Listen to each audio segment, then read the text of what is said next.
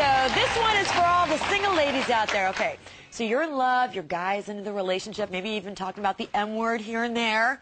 But talk is cheap. You need some action. So why, if he loves you so much, is he not getting down on one knee? Watch. Couples are always having to cope with excuses. Excuses on being late for dates. Excuses not to move in together. Excuses to avoid taking the trash out. But when it comes to sealing the deal and getting your guy to say, I do, men will offer up a lot of excuses in order to say, I don't. Said he wanted to experience other things, like basically sleeping around with everyone else. That he wants to give me the wedding I deserve, and it's going to take him a long time to save up money for it. He took too long, so I got rid of him. We broke up. My friend, her boyfriend, would not marry her because he said he hated her cat. So why do guys say they hesitate to walk down the aisle? I kept telling her over and over again that I was in school and that I had to graduate before we actually got married. Well, the thing that was stalling me was, is she the best out there? Is she the nicest person I could find? And I figured out that she was. Lucky me.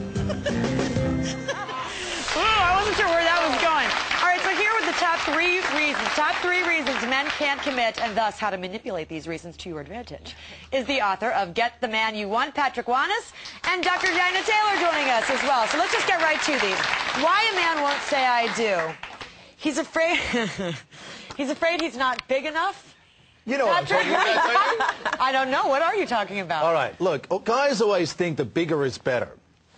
So guys will say, is my financial willy big enough? Oh, that's is my car willy big enough? Is my title willy big enough? Because they're always about size, and it's about bigger is better. Have you noticed that porn actresses have got huge chests, but models have flat-chested? Because the porn actresses are designed for men, and the models are designed for women. So what we understand is men are shallow, but they also, but the reality is, they want some financial security before they feel like they can take you on.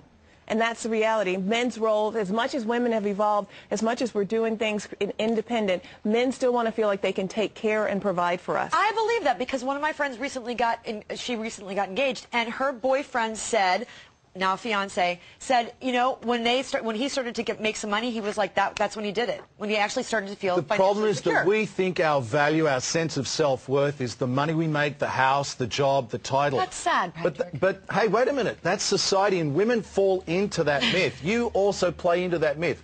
Accept responsibility here. I'm not accepting responsibility for that, please. Hold on, all right, let's get to the number two reason. He's afraid of failure.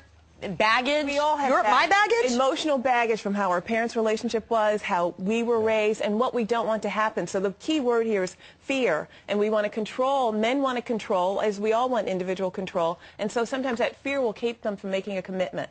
The fear of what we're going to do? No. What can happen?